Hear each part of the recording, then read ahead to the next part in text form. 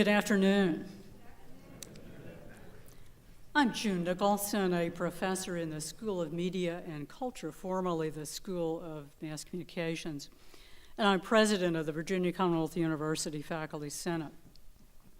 I'm very pleased and honored on this frosty afternoon to extend an exceedingly warm welcome to you as members of the VCU senior leadership, as faculty members, staff, and students from both the Monroe Park and Medical Center of Virginia campuses. Thank you so much for being here, for braving the cold, and for your presence today at the inaugural mid-academic year update on the state of Virginia Commonwealth University. A new year always is a time to look back and look ahead, and we will do both today. This gathering, as the spring semester launches, has been established by President Michael Rao and his team with several goals in mind. The first being to continue to communicate broadly with the VCU community about important issues. A new year always is important, very important in that respect. This communication today and our gathering together builds on the successful partnerships that already have been formed with the university constituent groups, including the Faculty Senate, Staff Senate, and the SGA. A second goal is to continue to advance the goals and priorities reflected in the university's Quest for Distinction strategic plan, and in advancing VCU as a premier urban research university and as a leader among institutions of higher learning in our nation. It is extremely important as well for all of us to be reminded of budget and other key issues as the 2014 session of the Virginia General Assembly takes shape, just a short distance from where we are today. VCU plays a significant leadership role among public universities in the Commonwealth, in part because of the geographic location, but also because of the guiding principles and core values that define VCU in educating students, in carrying out our research, and in engaging with the Richmond community and beyond, all part of VCU's mission and its enduring contributions to higher education and to the broader society. Among those values are excellence, inclusiveness, and equity, and VCU should always stand firm for those principles. So we gather to both celebrate our successes and progress, to continue to carefully examine VCU's challenges, and to engage in a dialogue with President Rao about shared goals and the work ahead. I wanted to make a personal mention of the Senate's work with the President and his leadership team, especially in recent years, and of the extensive collaboration that has taken place, all to the benefit of VCU. As president of the Faculty Senate, I'm personally very appreciative of Dr. Rao's strong support of the Senate and its work, the problem-solving dialogue about faculty issues that continues on a regular basis with the President and his administration, and the extensive collaboration in addressing issues. Dr. Rao has been extraordinarily gracious in giving of his time and that of his leadership team. The issues for faculty at VCU, which include salaries, hiring and retention, faculty development, research support, all are top priorities at VCU and of the administration and for the university and the legislative session this year. Dr. Rao has facilitated a genuine collegiality with the Senate in this work and with other constituent groups at VCU, including some represented here today in the Staff Senate and SGA. The solid relationships that have been established will continue to help advance the university. I say that with a very warm personal regard and deep respect and appreciation for Dr. Rao's leadership, for the vision of the university, for his vision of the university and its future, for the idea generation, innovation, and creativity that he has fostered, and for his leveraging of the immense intellectual capital that is present at this university. I wanted to note today, especially for university faculty present, that President Rao will be meeting with the Senate, Faculty Senate, very soon, Tuesday, February 4th at 4 o'clock in the Student Commons Theater here on the Monroe Park campus. All university faculty are invited to this annual event, again, 4 p.m., Tuesday, February 4th. This, again, is an annual meeting of the Senate and university faculty with the president. We hope all faculty here, as well as others across the university from both campuses, will be present. This will be an important and interactive discussion on key issues of shared governance and decision-making, faculty salaries and other budget issues, hiring and retention, research initiatives, faculty development, the Great Place Initiative, and a great many other university issues. I think I would be remiss if today I did not mention the remarkable partnership the Senate has enjoyed with Provost Bev Warren over the past several years. She has had a huge impact, I think we all know, on VCU over her career here, and has really helped build the significant collaboration and open communication that exists. Bev has come to almost all of the Senate meetings over several years since she became interim provost and since she became provost of VCU. We know that she will be a huge hit at Kent State University, and we're confident with the faculty senate there as well. Bev is not here today, but we truly wish her the very best as she embarks on the presidency of Kent State, effective July 1. So again, a very warm welcome to this inaugural mid-academic year address for the university community. It is my distinct honor and pleasure to introduce to you the president of Virginia Commonwealth University, Dr. Michael Rao.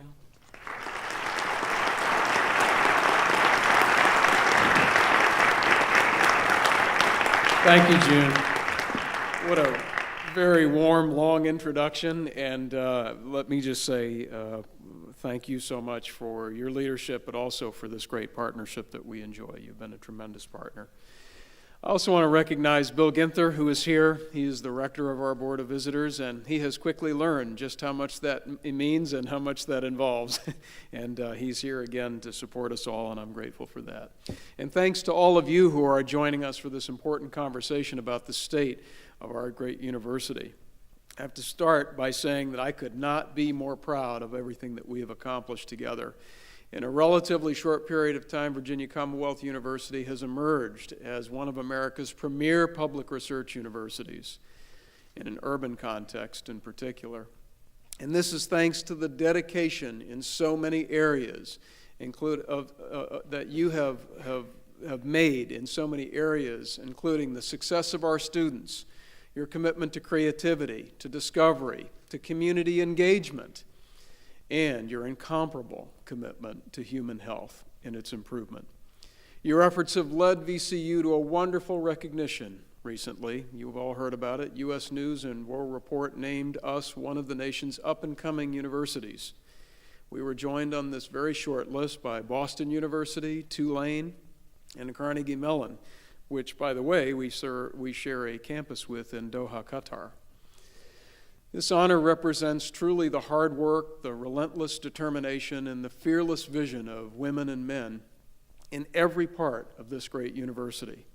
Like biology professor John Ryan, who earned 3 NIH grants last year to study asthma and allergies, including an emerging healthcare leadership grant, which is a big deal. Or Deborah Van Buren, who won the Doris Douglas Budd Award last year. Deborah's colleagues in communication arts refer to her as a self-starter who initiates ideas and who is absolutely and positively committed to VCU.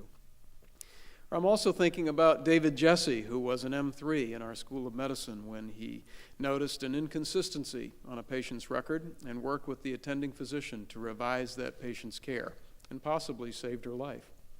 And so many people have done so much to help advance this university in this last year and certainly all of the years before. That list that I just went through certainly must include Provost Bev Warren, who will be a great president for Kent State University. Bev planned to be here today, but she's out of town attending a funeral. Provost Warren will continue to be my partner in advancing Quest and the success of our people through the end of this academic year. In the meantime, Vice President Frank Macrina will chair a representative search committee, which, by the way, also includes June, that will engage in a national search. In fact, they're meeting in just days. Our new provost will join me in focusing on Quest, supporting our wonderfully diverse students and our dedicated faculty, and advancing VCU as a nationally premier urban public research university.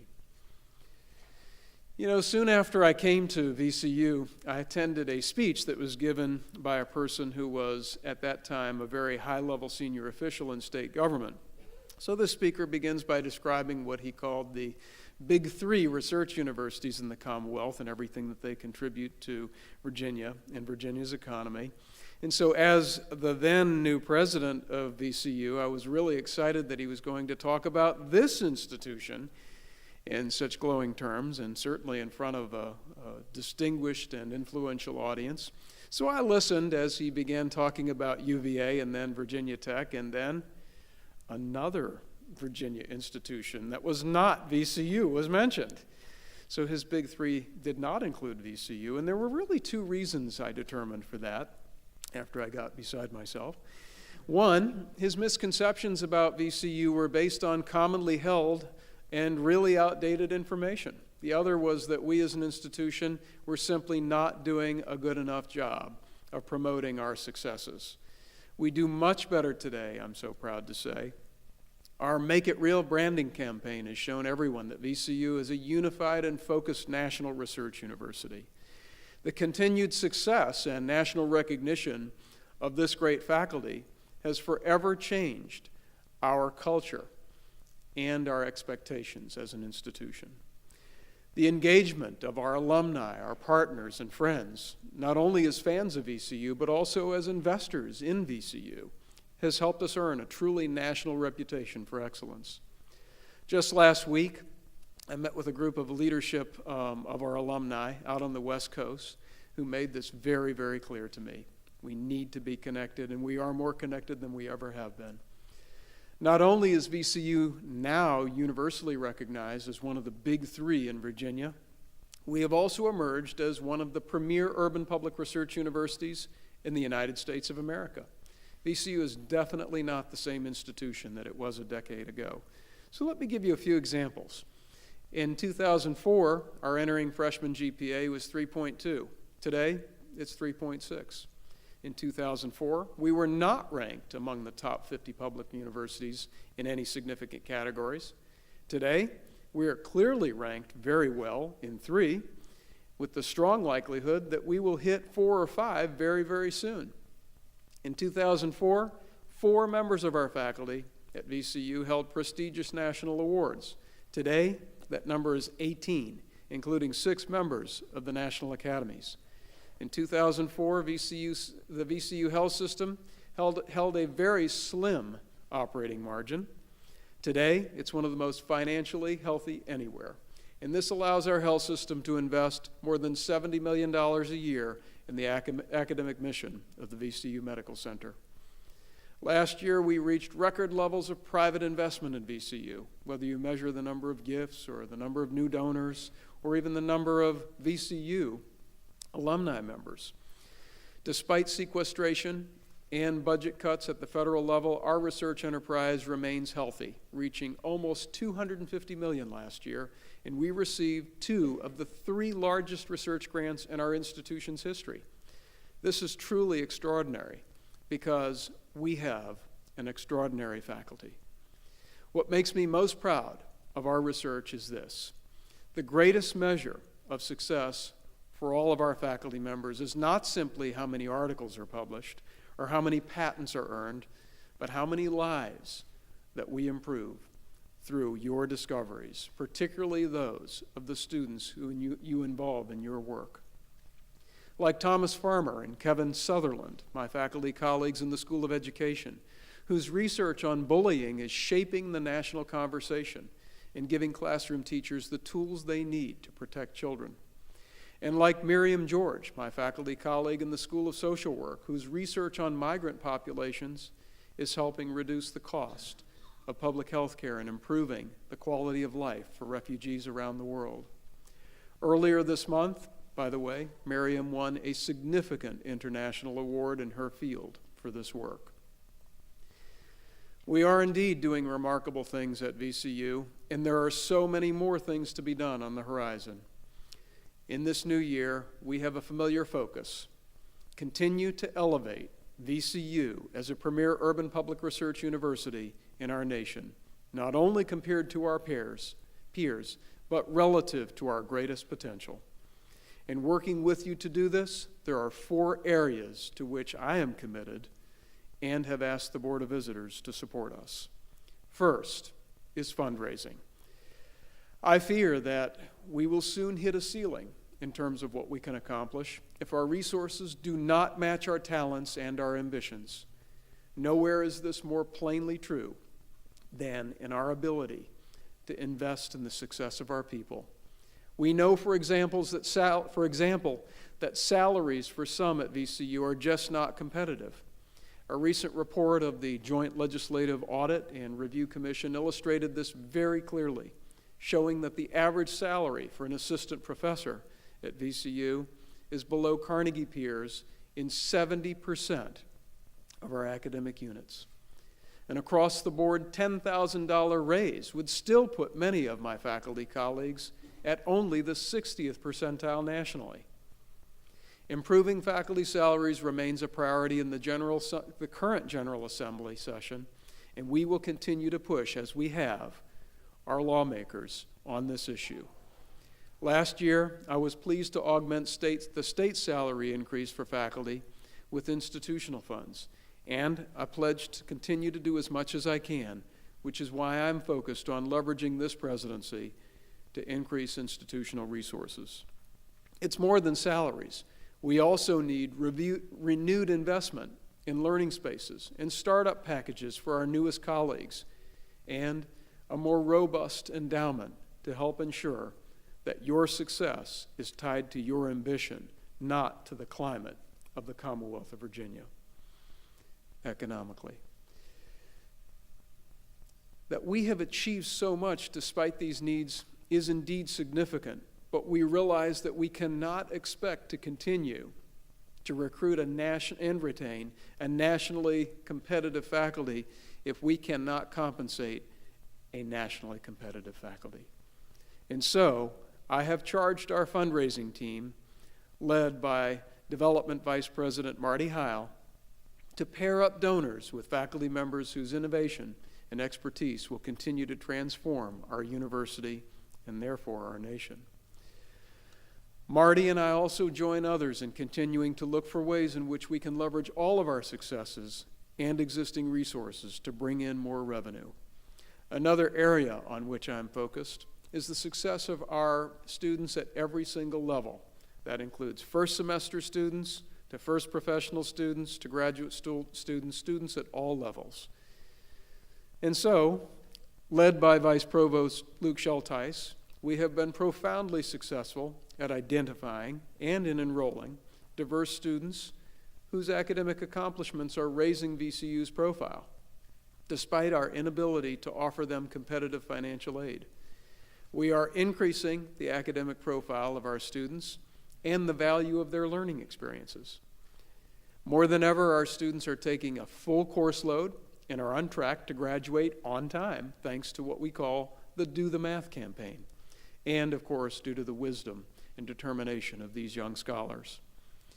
As we continue to emphasize excellence among our students, who are the future leaders of their industries and their fields, and our Commonwealth and beyond, these are the people who will advance diversity in all of its forms, who will invest in our university's successes for the next generation. We have got to ensure that they are fully supported when they are here and prepared to succeed in every way at VCU. This is going to include more competitive financial aid packages and graduate student stipends that are commensurate with our standing as a national research university. Resources for advising, scheduling, counseling, and student support to help eliminate the obstacles that seem to get in the way of graduating on time. Living and learning spaces that foster collaboration, allow our students to focus on academic priorities, and build institutional pride. And ensuring that our students have access to the courses, including online, that they need to graduate on time. I have asked our development team to make student success a priority in fundraising, and I will be right there with them. I'm working to ensure that VCU has the resources that it needs to be fully successful in continuing to advance Quest.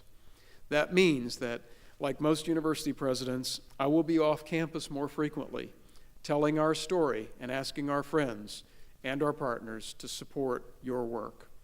Investment in VCU from all sources is more important than ever because there's more competition than there's ever been for state-appropriated dollars.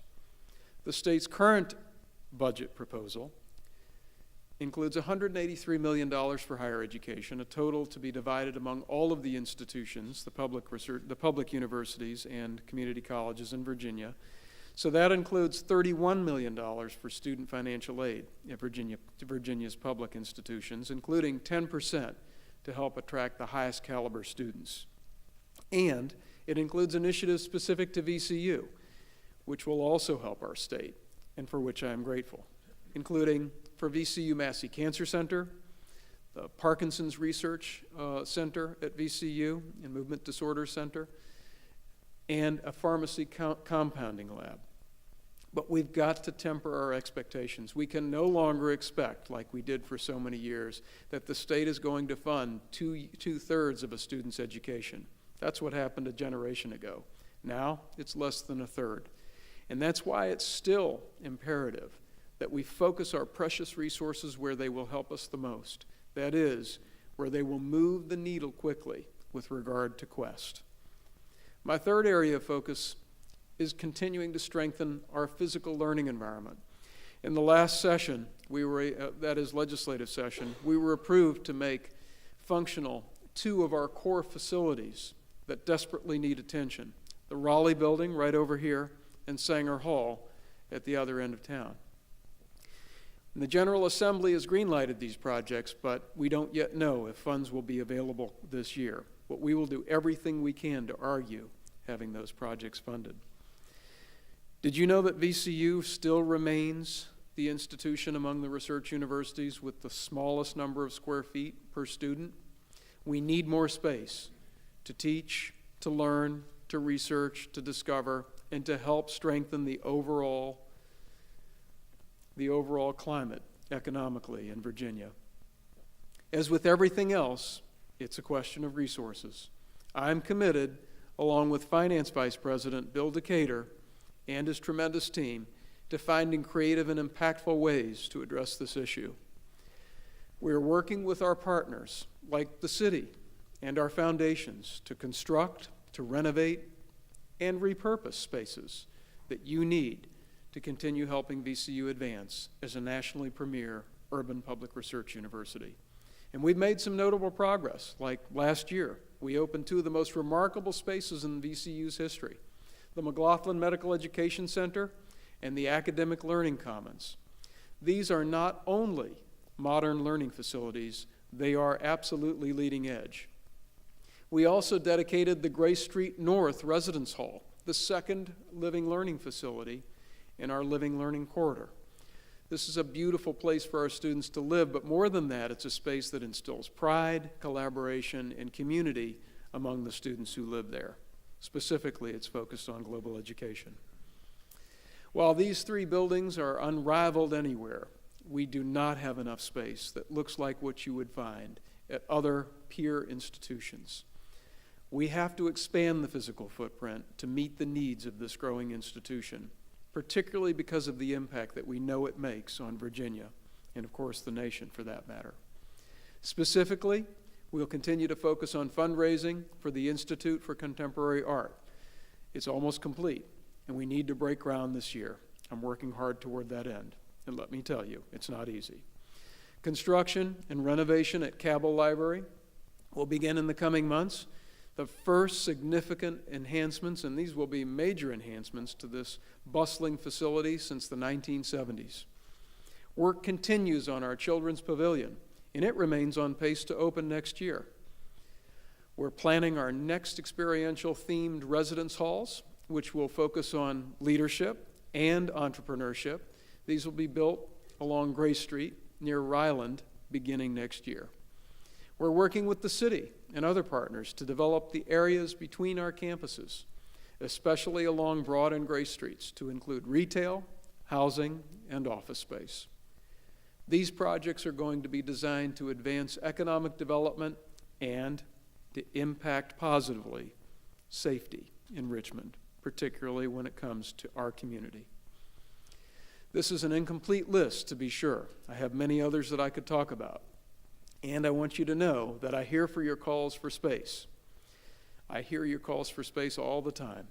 These projects take time, but I am pleased that they are also beginning to really take shape. So the fourth area on which I'm focused is continuing to strengthen the health system with my partner, Sheldon Retchen. This begins, of course, with our work with the General Assembly on Medicaid in the Commonwealth. This is critically important for both the health system and, of course, for the university. We're the state's largest safety net hospital, and we're also a #1 ranked hospital in the Commonwealth.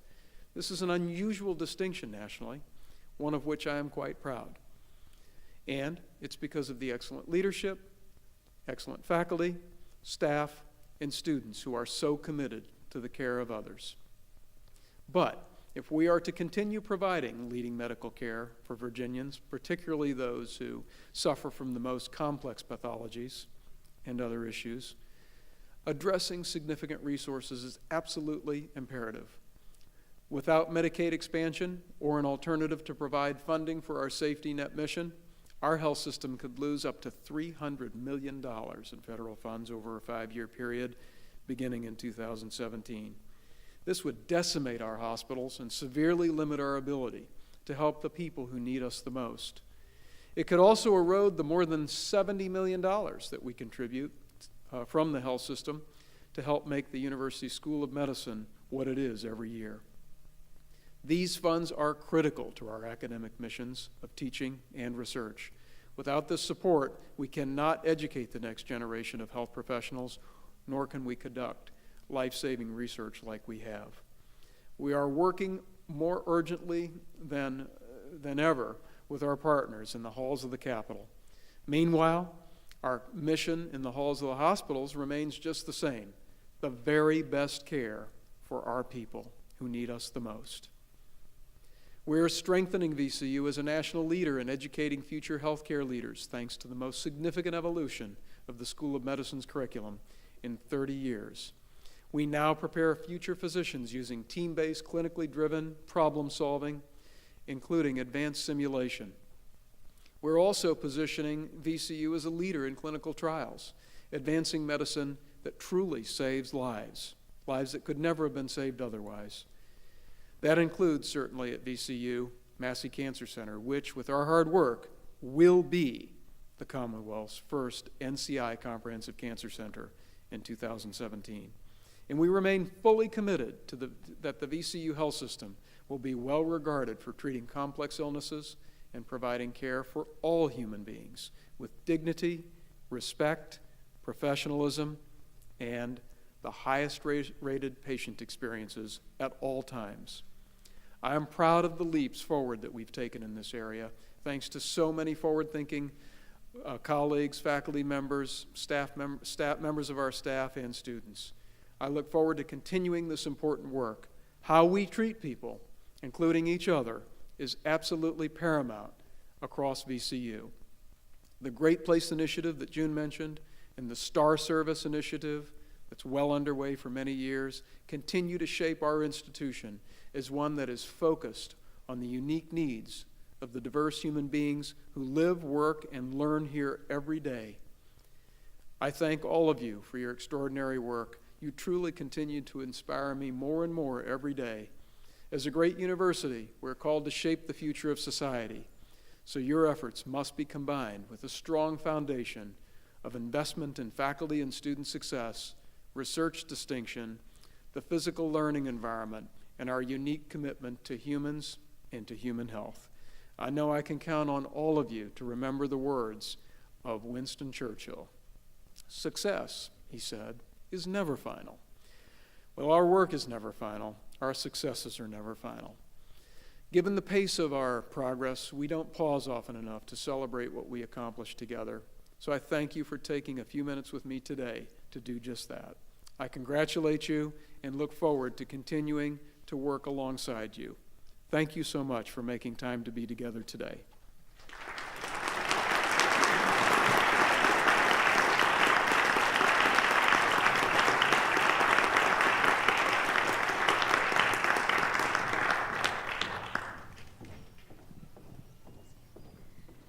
Hi there, I'm Catherine Porch, Staff Senate President, and I'd like to take the opportunity to thank you, Dr. Rao, for giving us this update. I think that Pam Lepley's term of your Chief Storytelling Officer is really important for what you do externally, but I think it's equally important to take time to talk to us and give us the update of the university. We're awfully involved in our individual tasks, and to take a step back and get that university approach is really helpful. So at this time, we have the opportunity for question and answer sessions for Dr. Rao and, at his direction, perhaps other members of the cabinet. So if you have a question, please do raise your hand. There are a number of microphones in the audience, so if you would just wait until one arrives to you so that everyone can hear your question, that would be great. Who wants to be the first? Right here. Anthony Miram, class of 2014, psychology major. As you are most aware of, it is important to unify both campuses. And over the past 5 years, we have been doing that greatly. How do you intend to further that unification of these two great campuses we have in Richmond? You said unify, right? Okay. I thought you said beautify. I guess I'll just come back over here, and Catherine and I will go back and forth. It was a very, very fundamental part of what we said in Quest. Really, a lot of what I have is the podium to encourage people to work together. We will continue to put grant programs together that encourage unification across disciplines. And this isn't something that's occurring just at VCU. It's occurring everywhere throughout the nation, where we're trying to get folks from tremendous talent from multiple disciplines to work together. It certainly benefits students as well. You've seen that with the Da Vinci Center. And so we'll continue along those lines. One of the things that Frank and I are talking a lot about is the innovation system that we're trying to create. That will also help foster the relationships across campus. But I think some of it's going to be up to your leadership as well when it comes to getting the students to come together more. Really, they will listen to you more than anybody else, and so I hope that I will be able to have your leadership and enjoy your support for just exactly what you described. But much of what you're describing is already happening, I think, coming together very, very well. But you can count on me to be supportive in any way that if you think I haven't thought of it, let me know, and I will certainly do my best to consider your idea and implement it. Probably a good idea, so let me know if you have other ideas on how we could further advance the unification of the campuses. It's going to be good for all of us.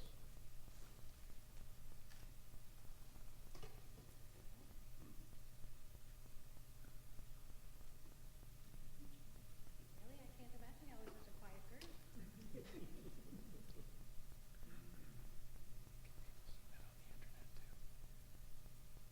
Do people submit on the internet too? Questions? Okay. There's one in the back. I'm David Lattenay, professor of English, and I was, of course, very glad to hear remarks about increasing faculty salary, but as associate chair, I have to offer adjunct faculty a pay rate that is actually lower adjusted for inflation than it was 10 years ago. And I was wondering exactly whether there's been any discussion about addressing adjunct pay in terms of our various initiatives. Yeah, we certainly have. In terms, you're talking about Adjunct versus collateral. Okay, right. And there is some discussion. The provost and I have talked about this because it's come up a number of different times. John, do you want to, on Bev's behalf, say anything about discussions that you might be having? Or are those too preliminary at this point in terms of adjunct specifically? I don't know. Hi, I'm John Woodsick, Senior Vice Provost. The Provost and I have had some discussions about this. Obviously, there are a lot of priorities at the university. Funding adjuncts is an important priority to the Provost. And so as we look to next year, faculty salary adjustments and adjunct adjustments are on the list. But we never know what our revenues are until late in the spring, and then the conversation needs to occur at that time. So I'm not sure that really answers your question, but it is on our minds. You know, David, the question you ask really relates to a bigger, broader issue, and that is the volume of activity and the number of things that we're trying to do at VCU versus the volume of resources that are available to help do it. My estimate, by the way, was when I came in 2009 was that we were about $300 million behind many institutions of our size. And so you know what I did? I said, and I was very successful in convincing people who came together around Quest that we really needed to try to shrink our activity level a bit. And I think that did help, actually. We have to be careful because it seems to be creeping back up again. But I would just say that in every area we need to be thoughtful of that. We need to accommodate our students, of course, through all of the sections of English that are required in order to accommodate them. But I would encourage you to be a part of a conversation that may look at what should the size of our freshman class be, or any English class that you have. I know it's more junior and senior level, I understand that. But what should the size what should the number of majors be in English? And what number of course sections can we legitimately accommodate? And with what mix of which types of faculty members? So all of that, I think, is a conversation that we all need to have together. But even though it's 5 years now since 2009, we've made some progress with that capacity issue, but we are not there yet. That's part of our problem, is that we are trying to be too many things to too many people, in my opinion. And I think we need to right-size that a bit more. And remember, I can say that from here, but how much power does this have?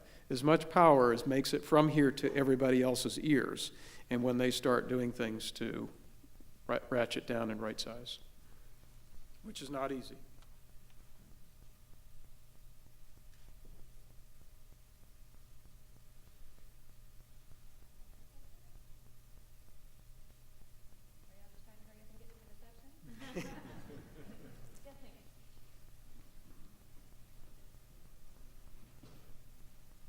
Just trying to think of a way to formulate this without sounding like a total moron. You talked about student success and mentioned things such as scheduling, advising, providing more opportunities for students to be able to graduate on time, especially with the campaign that you all are running. I'm a staff member. I'm on Staff Senate, and I can say that I've gotten one raise in 5 years, and I'm not trying to sound like I'm complaining or anything like that, but we're often told, do more with less, make it work. And so I'm wondering, as someone who works a lot with students and sort of sees students struggle through the various systems and the obstacles that they have, how do we actually planning on implementing, I guess, more infrastructure to a certain extent, while at the same time being asked to do more with less? Yeah, and you might remember from the time when I had an opportunity to deliver a fairly significant speech, I said, I think it's not as important to do more with less. It's more important to do what's right. And so I'm not a huge do more with less fan. I'm more of a let's open it up and look at what we can do well. But John, do you want to respond specifically to what we are thinking about in terms of use of technologies and other ways in which we will be investing resources to help students in those areas that I mentioned, like, for instance, scheduling, advising, and some of the areas where, quite candidly, I mention them because we are not adequate. That's my opinion based on what I know. Well, yeah, I wish, I don't know if my colleagues are here, Luke or Gardner, they certainly can come up and speak too, but certainly there's a big push for offering more courses online to afford students the opportunity to enter those courses where there's gateways, and that would actually address some of the adjunct pressures we have. We wouldn't have to offer as many sections, hopefully freeing up money to push back to those adjuncts we do have. And as you look at counseling and student services, just a really strong focus on making sure we get the students the right information at the right time, and actually are intrusive in some respects, and making sure that they know, hey, you know, you need to be taking this course right now, otherwise you might not graduate until a year later. So all of these kind of on-the-spot moments using information that's available in our student advising system is in degree works, and linking those to very focused initiatives should allow us to gain efficiencies, help students move through the system faster, and enable faculty to spend time doing what they really need and want to do and what they're trained to do, which is help the students succeed in the classroom and to learn the material they need to learn. And again, this was sort of a fundamental part of Quest, which is where we said, what can VCU legitimately do as a research university, and for which types of students who are at what level, which level of motivation and commitment. And I think we are doing a better job, frankly, of bringing students who we know can make it. But I still think that we need to do some work in terms of scheduling and advising, certainly counseling. But one of the other things that's kind of interesting is we are only very preliminarily able to look at what's happening now that we have really started to push students taking 15 credit hours, and I think you're watching this happen too. We see the prospect of tremendous benefits from this, one of which will be students will spend a whole lot less money than they have before and accumulate a whole lot less debt than they have before by graduating on time and being able to take the classes that they need to take when they need to take them. It'll help a tremendous amount. We don't have the results yet, but we should have the results relatively soon. And we'll be able to tell you what the class of 2017 is going to look like in terms of what they walk out of here with and how rapidly they were able to graduate.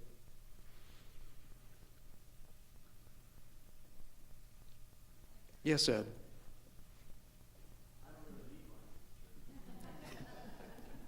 Thank you.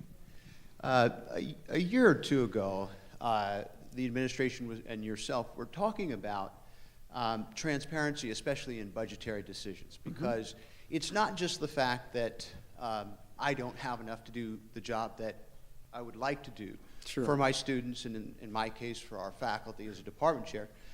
And as a department chair, I think I have had more transparency. I have been able to see the difficult decisions, but also the fact that many units are functioning at budgets that are at a level that's not sufficient.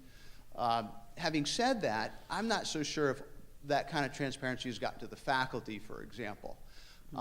And sometimes it hurts a little less to know that everybody else is hurting as well.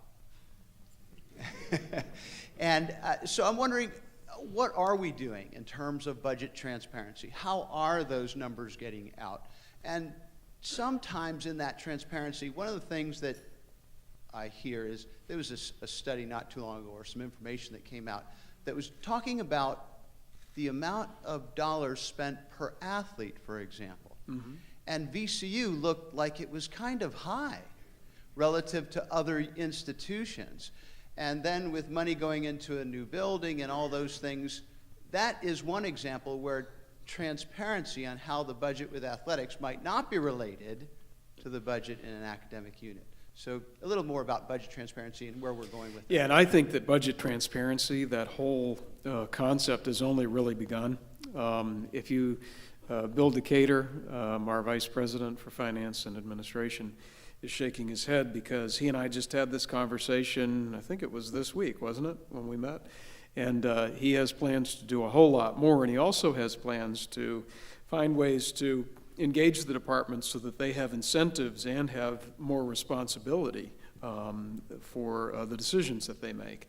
And so in any case, the bottom line is that I think that's only begun. I think David got us off to a great start, but Bill's going to take it to the next level. And if you could have heard him talk as he did with me on Tuesday, you can see how roaring and ready he is to go. He's been a CFO for 23 years, including at Georgia State University and Ohio and various other places, and so I think he's excited to do that. There isn't much information at this institution about the budget and its expenditures that's not public information. So, certainly if it's available to the public, it should be available to me and to you. And I have to tell you, when I first came even, I'd ask questions, and people were like, well, why would you need to know that? I was like, well, because if anybody else could know it, I need to know it. So, probably they were just thinking, he should go off and be president or something and stop asking all these questions. But really, we do need to find ways to do that. But again, the amount of information is so significant that you do have to make choices, and that's probably why people were reacting the way they were to me, which was, well, why would he need that? Wouldn't he want these other pieces of information that really make more sense? But you are welcome to get any of that. Again, there's also an analytical issue here in that we have very limited number of people who can produce data, right? Because even though it's there, it's getting it that's tough. Marty Heil, is that not an issue in development?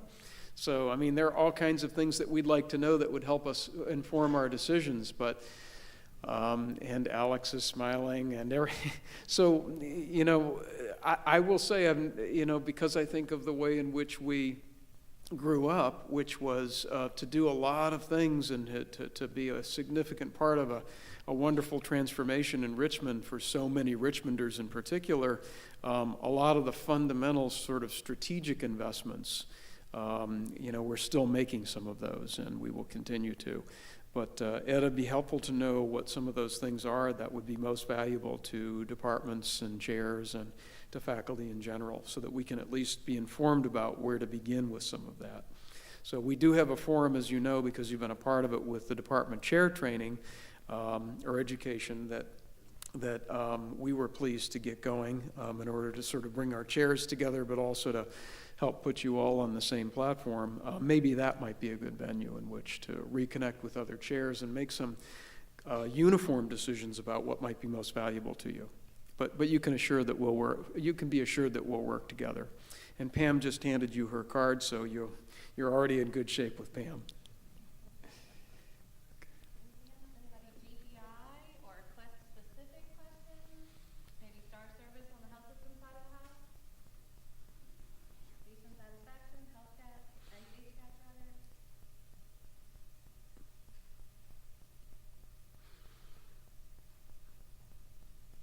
Well, listen, I just want to say thank you to all of you. Thank you, Catherine, for helping facilitate the Q&A. June, thank you for your wonderful introduction.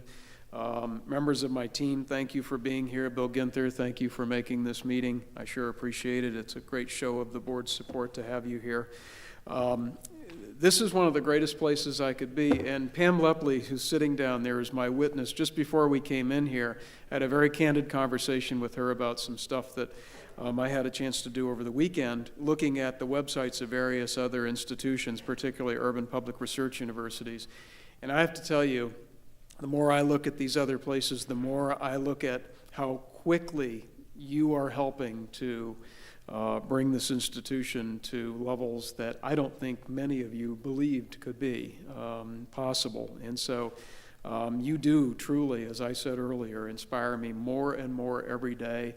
And it is absolutely, positively my privilege and my honor to serve as your president. And I thank you because of the people who you are and because of the ways in which you treat students and patients, but also increasingly each other. I am so proud of you and so grateful to you. I really, really appreciate what you do because this institution is you.